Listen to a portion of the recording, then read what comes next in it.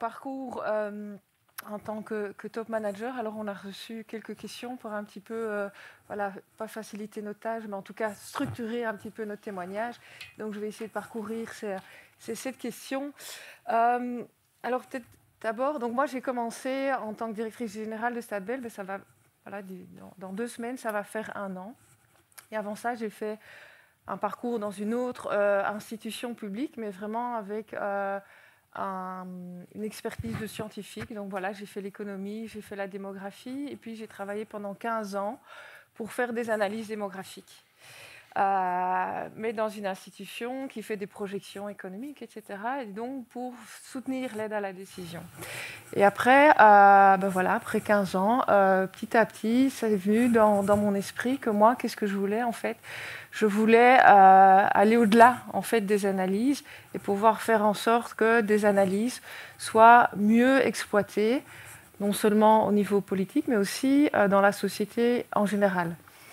Et donc voilà, moi j'aime bien faire parler les chiffres. Et donc à un moment j'ai vu, je dis tiens, mais en fait j'ai la possibilité de devenir directrice générale de Stade Belge. C'est peut-être un bel endroit en fait pour faire parler les chiffres, mais surtout aussi en tant que directrice générale de pouvoir faire activer des leviers en fait pour que ces chiffres soient mieux utilisés. Et j'insiste souvent là-dessus, certainement par le politique, mais aussi par le citoyen, les entreprises, les associations, les syndicats, etc. Donc c'est l'importance aussi, en tant que top manager dans une administration publique, d'avoir un rôle sociétal qui est important, et chacun dans ses expertises spécifiques. Alors, un élément qui était important aussi pour moi, pour postuler, c'est que j'avais un besoin de diversifier mes tâches. Et donc, j'aime beaucoup travailler dans une expertise scientifique, donc ici, c'est les chiffres, mais aussi de pouvoir lier ça avec la gestion des ressources humaines, avec la gestion aussi du budget. Parce que voilà, si on veut bien faire notre mission, en fait, les ressources humaines sont extrêmement importantes, les questions budgétaires sont extrêmement importantes, la question aussi... au-delà des ressources humaines, mais comment se sent le personnel. Il faut avoir un personnel aussi qui est porteur en fait de la mission de l'institution.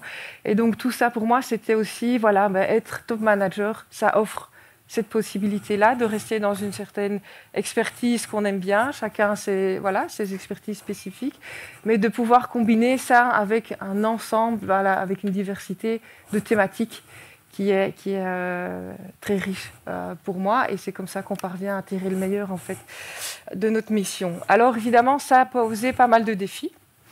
Voilà, j'avais pas une expérience gigantesque en termes de management, et donc un défi qui pour moi était assez important au début, c'est qu'en fait, il faut pouvoir prendre des décisions en tenant compte de beaucoup d'éléments. Et à un moment, on dit, maintenant, il faut trancher. Et donc, il faut trancher en tenant compte d'aspects vraiment liés à la mission, mais aussi des questions budgétaires, des questions économiques, des questions parfois politiques. Et donc, on dit, voilà, il faut trancher. Et là, l'importance, c'est de se dire, on n'est pas seul, on travaille en équipe. L'importance d'un top manager, c'est sans doute de pouvoir aller consulter, en fait, l'ensemble de ses collaborateurs, dire j'ai confiance en vous, vous avez l'expertise juridique, vous avez l'expertise budgétaire, vous avez l'expertise en ressources humaines, etc. Et maintenant, donnez-moi l'ensemble de ces éléments. Une personne ne sait pas avoir, ça gardez-le aussi en tête, une personne ne sait pas avoir toutes les compétences. L'importance, je crois qu'en tant que top manager, c'est de rassembler en fait ces compétences et d'un moment prendre une décision. Et souvent, on se dit, et c'est via une formation Bosa aussi d'ailleurs que je dis, mais ça c'est vraiment bien. Souvent, je me suis dit, j'aurais dû faire ça. J'aurais dû faire ça. Et en fait, quelqu'un m'a dit, c'était une formation sur la confiance, voilà. Elle a dit, en fait, vous prenez une décision au temps T. Et forcément, le lendemain, ou parfois c'est 2 mois après, 4 mois après, il y a d'autres éléments qui interviennent. Et donc voilà, quand on dit j'aurais dû, non, à ce moment-là, tu as pris cette décision avec les éléments dont tu disposais. Et donc c'est pas de se dire j'aurais dû, non, c'est en fait, à ce moment-là, j'ai pris telle décision parce que j'avais connaissance de ces éléments-là. C'est pas pour ça que par après, on peut se dire voilà, dans certains cas, on dit j'ai fait une erreur. Oui, on a fait une erreur, mais on apprend de ses erreurs. Là, j'en suis convaincue aussi. Un autre défi, voilà, je venais d'une institution où on était 100. Ici, à Stadbel, donc direction générale du SPF Économie, on est 300. Un défi aussi, c'est de connaître son personnel. Un personnel qui est diversifié. Et donc, c'est très important aussi de prendre le temps de connaître son personnel. Alors, connaître tout le monde individuellement, ça vient petit à petit. Et profiter aussi, voilà, moi j'aime bien cette flexibilité, télétravail, présence au bureau, et voilà, d'avoir une présence régulière au bureau, de pouvoir avoir aussi la possibilité de faire du télétravail. Et il y a certains jours où je suis au bureau, il y a moins de monde. En fait, ces jours-là, je vois que certaines personnes sont plus ouvertes à la discussion, des discussions informelles, mais on apprend beaucoup. Et donc aussi ce côté, voilà, les défis, ça met du temps, c'est d'apprendre son personnel pour pouvoir mieux les écouter, mieux comprendre leurs besoins. Alors, quelles sont les étapes de ma carrière qui ont été importantes pour développer des compétences clés? L'idée de devenir un moment manager dans une institution publique, ça s'est fait un petit peu naturellement. Alors c'est vrai que moi j'aime bien le côté public, j'aime bien le côté sociétal. Et donc quand je me suis rendu compte que tiens, je me dis Marie, j'ai l'impression que tu voudrais évoluer dans ta carrière. En fait j'ai observé mes managers pendant 2, 3, 4 ans. Je me suis rendu compte, j'ai pris conscience à un moment en fait, il dit j'ai envie, observe un petit peu comment ça fonctionne. Du coup, donc voilà, je vous recommande aussi, si vous avez cette envie d'observer et dire tiens, celui-là, ça il le fait bien, il maîtrise ses dossiers, il prépare bien ses dossiers avec ses collaborateurs pour aller bien les représenter à l'extérieur. Ce qu'il fait aussi, c'est que quand il est à l'extérieur, il défend son personnel, il apporte une voix, la voix de l'institution. Il ne dit pas « moi j'aurais fait ça alors que mon institution a fait ça ». J'ai observé aussi que voilà, dans les bons managers que j'ai vus, alors après chaque manager, j'ai été un petit peu piochée à gauche, à droite en fait. Les éléments que j'aimais bien, c'est l'importance de la communication. Bien entendu, il y a la communication externe, c'est très important, mais la communication en interne. Et c'est difficile. La communication interne, c'est souvent on la néglige en fait, et on se rend compte que souvent c'est important. Et parfois, quand on a un problème de communication externe, pas spécialement avec la presse, mais parfois avec des partenaires, on se rend compte que c'est parce qu'on a mal communiqué en interne. Et donc ça, c'est un élément important aussi. Un autre élément important, donc voilà, ces compétences, c'est vraiment en observant, montrer l'exemple. Quand moi je râlais à l'époque, ou quand on râlait en groupe, c'était souvent, oui, mais voilà, il ne fait pas ce qu'il nous demande. Il nous demande d'être comme ça, mais il n'est pas comme ça. Elle nous demande de faire ci, mais en fait, elle ne le fait pas. Et donc voilà, j'essaye, ce n'est pas évident, parce que c'est quelque chose de très exigeant, mais de montrer l'exemple, quand on demande quelque chose, il faut aussi le faire. Et donc ne demandez pas l'impossible, parce que vous ne serez pas en mesure de le faire non plus. Alors, ce que j'ai fait concrètement aussi, c'est que c'est sûr que petit à petit, je dis, mais en fait, bon, voilà, sur papier, j'avais pas d'expérience, on y reviendra plus tard en management. J'ai été consulter quelqu'un, voilà, et qui pendant 6 heures, il m'a dit, Marie, en 6 heures, je peux te montrer l'ABC et tu verras en fait. Ne va pas suivre un cours académique, tu vas peut-être perdre ton temps parce qu'en fait, tu as déjà vécu des choses sans savoir. Et maintenant, en 6 heures, je vais un petit peu te mettre, voilà, des guidelines. Et c'est vrai que dans la discussion, je dis, ah ben oui, c'est vrai. Je le savais, mais je ne m'en rendais pas compte, en fait. Ou bien, ah tiens, c'est vrai, une fois, j'ai fonctionné comme ça, mais là, on t'entend, c'est vrai que la prochaine fois, je devrais plutôt fonctionner comme ça. Donc voilà, ça c'est vraiment, voilà, j'ai fait un moment, un petit coaching. Alors j'ai aussi profité du réseau Lumen de Boza. Voilà, en fait, Boza offre, ils m'ont pas demandé de faire leur pub, hein, je vous rassure. Mais quand on réfléchit, en fait, on se dit, mais oui, j'en ai quand même bien profité dans un bon sens. Alors, quand je me suis préparée, c'est un long parcours. Ça dure un petit peu plus d'1 an. Ce qui est important, en fait, ça, je crois que c'est aussi un élément clé, c'est que ne postulez pas pour le titre. Postulez pour la fonction, pour la description de fonction. Est-ce que vous êtes motivé pour faire ça? Si vous êtes motivé pour faire voilà, ce qui est mis dans la description de fonction, allez-y. La motivation est vraiment extrêmement importante. Et alors, c'est ce que je dis aussi, un directeur général, une directrice générale, un président, une présidente n'est rien en fait sans son équipe. Et donc, c'est ça qui est extrêmement important. Postuler juste pour avoir un titre, c'est totalement inutile. Postuler parce que vous avez envie de faire monter une équipe avec vous. Et souvent aussi, je dis, oui, il faut prendre des décisions, il faut avoir le leadership, il faut montrer une direction, mais ce n'est pas pour ça qu'il faut être au-dessus. En fait, montrez la direction, construisez-la ensemble avec le personnel et surtout faites en sorte que tout le monde, donc soyez plutôt en bas du personnel et faites en sorte que tout le monde adhère en fait à cette vision voilà, que vous voulez mettre en place. Madame la ministre l'a dit, osez.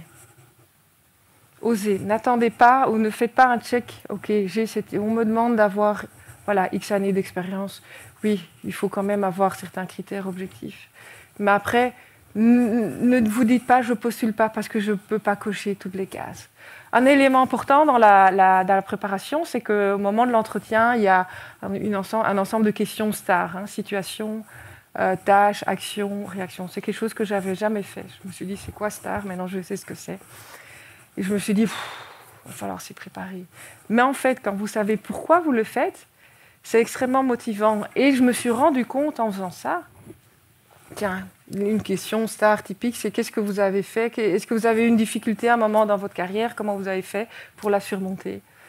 En fait, ça permet de mettre sur papier qu'on a déjà fait beaucoup de choses. On ne s'en rend pas compte. Et donc, quand vous préparez ces questions stars, ne dites pas « je le fais parce que j'ai envie de réussir l'entretien ». Non, non, faites-le aussi pour prouver à vous-même que vous avez les compétences. Et de la même manière aussi, à l'entretien, on dit mais préparez, voilà, quelle est votre vision, quelle est la mission, est-ce que vous avez un plan stratégique, un plan opérationnel? Ne le faites pas que pour l'entretien, faites-le en vous disant mais en fait ce que je fais là maintenant, c'est effectivement une préparation à l'entretien, mais c'est surtout déjà anticiper quand vous aurez le poste, en disant voilà, c'est parce que je veux avoir le poste et c'est ça que je veux mettre en place. Après, une fois, si vous obtenez le poste, il faudra le discuter avec le personnel, etc., pour voir si ça corrobore aussi avec la stratégie qui est actuellement mise en place, et pour éventuellement l'ajuster. Mais donc, le travail qui est fait, ce n'est pas du temps perdu, c'est du temps gagné, en fait, pour quand vous aurez le poste. Donc, n'oubliez pas ça. Et alors, osez. Madame Matz l'a dit, hein, osez, osez, osez. Et si vous n'obtenez pas le poste, ça va être compliqué. Mais avec le temps, et là écoutez bien votre entourage professionnel, familial, etc., qu'avec le temps, vous allez transformer ça en force. Voilà, parce que je pense, je parle pour moi, mais quand on arrive à un poste comme ça, on a essuyé on a eu des échecs avant, on a eu des échecs. C'est pas parce que tout réussit comme ça. Et donc, dites-vous bien qu'à un moment, si ça va pas, prenez le temps de respirer. Comptez sur votre entourage, gardez la confiance, et après un certain temps, ça se transforme en force. On le dit, hein, voilà, soit je gagne, soit j'apprends, mais c'est vrai. C'est vrai, je l'ai vécu, donc voilà, c'est aussi un témoignage que je voulais vous transmettre. Alors, la motivation, n'oubliez pas, ça c'est vraiment le noyau dur en fait de tout ce parcours.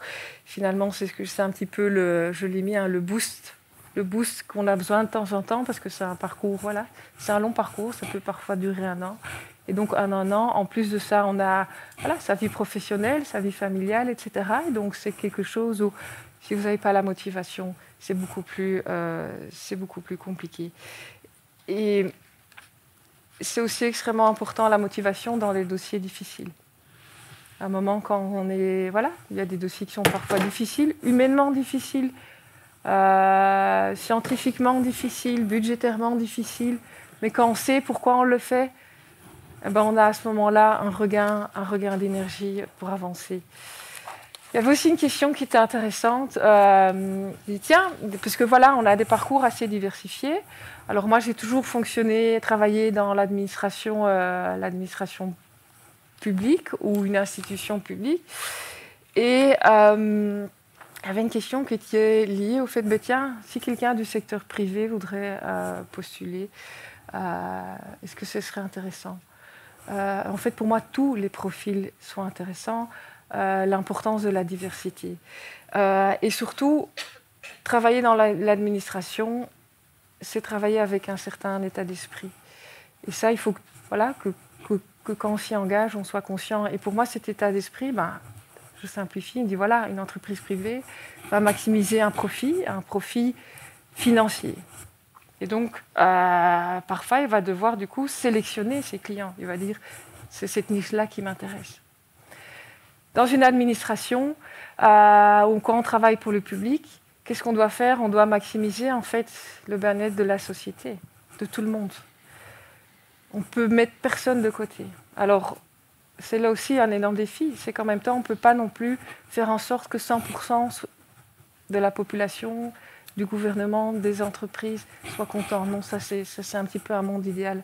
Par contre, se dire que si on parvient à faire en sorte que 90% de la société adhère à ce qu'on fait, c'est bien. Et les 10%, allons les écouter, allons comprendre pourquoi ça ne fonctionne pas, quelle que soit finalement la décision qui est prise. Quand on prend une décision, oui, à un moment, il y en a, on dit désolé, mais ce n'est pas possible de rendre tout le monde satisfait. Allez surtout écouter ceux qui ne sont pas satisfaits pour essayer de les comprendre et de leur expliquer. Profitez aussi de ceux qui sont satisfaits pour gagner en énergie pour vous aussi. Parce que si on va toujours essayer de trouver là où sont les problèmes, on s'épuise aussi. Donc n'oubliez pas de temps en temps, ça c'est aussi un conseil qu'on m'avait donné, souvent on regarde la pile qui reste à faire, regardez la pile que vous avez déjà réalisée. Souvent elle est plus grande que ce qui reste à faire, même si parfois on regarde que celle-là. Mais on oublie de regarder celle-là. Un exemple aussi que j'aime bien quand on parle secteur privé, secteur public, les team building. Dans l'institution dans laquelle je travaillais, et chez Stadvel aussi, j'ai remarqué on fait des tournois de pétanque en été, on fait des tournois de cup, etc.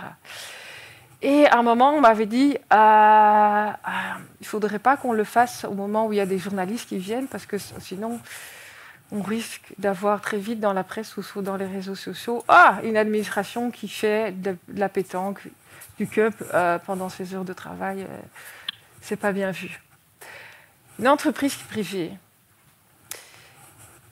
on met en avant qu'il y a un kicker à la cafétéria, qu'ils vont faire du tennis, qu'ils vont faire de la marche ensemble, parce que ça fait une adhésion, etc. Et donc, c'est là qu'il faut vraiment aussi travailler le secteur privé, le secteur public. En fait, je connais aussi des indépendants, par exemple, qui sont à cheval sur leur horaire, et pour qui c'est impossible de s'adapter. Or, un indépendant est censé pouvoir faire ce qu'il veut, entre guillemets, en termes de rythme. Donc voilà, c'est vraiment pour moi le secteur privé, le secteur public, c'est un état d'esprit. Venez travailler dans le secteur public si vous avez envie d'apporter une valeur ajoutée pour la société dans son ensemble. Et venez avec votre expérience du secteur privé, parce qu'on va gagner aussi en diversité. L'importance de la diversité, bien sûr, pas moi qui vais dire le contraire, la diversité de genre est extrêmement importante. Mais il n'y a pas que cette diversité-là. La diversité d'origine, ça a été mis en avant, mais la diversité aussi des expertises, la diversité, chacun vient avec son bagage. Ça met du temps à trouver un consensus, ça met plus de temps que si on est tous les mêmes, mais c'est beaucoup plus riche. Alors, il reste encore une dernière question. Je pense que petit à petit, je ne sais pas si j'arrive à mon temps, mais voilà. Comment contribuer à l'égalité des genres? On en a déjà un petit peu discuté. Pour moi, c'est très complexe. J'en ai encore discuté. Voilà, je souhaite vraiment que les femmes aient plus de place. Au niveau du top management. Mais donc, oser. Je crois que c'est extrêmement important. Mais aussi, il ne faut pas... Et c'est là la discussion qu'on a eue. Il ne faut pas non plus se dire qu'on n'a pas besoin des hommes. On a besoin de tout le monde. Donc si une décision est prise avec 100% d'hommes, ce n'est pas juste, ça ne peut plus se passer. on doit peut-être maintenant, merci pour déjà la petite discussion qu'on a eue, forcer le curseur pour qu'il y ait plus de femmes, mais on ne doit pas arriver à une situation où il y a 100% de femmes qui prennent une décision pour l'ensemble de la société. Donc voilà, c'est vraiment l'importance de la diversité dans son ensemble, l'importance du coup aussi du leadership inclusif. Et je vais peut-être terminer là-dessus. Donc pour moi, c'est extrêmement important en tant que manager de montrer la direction, mais surtout de définir cette direction ensemble en écoutant son personnel et la diversité de son personnel qui enrichit en fait un manager. Voilà pour mon témoignage.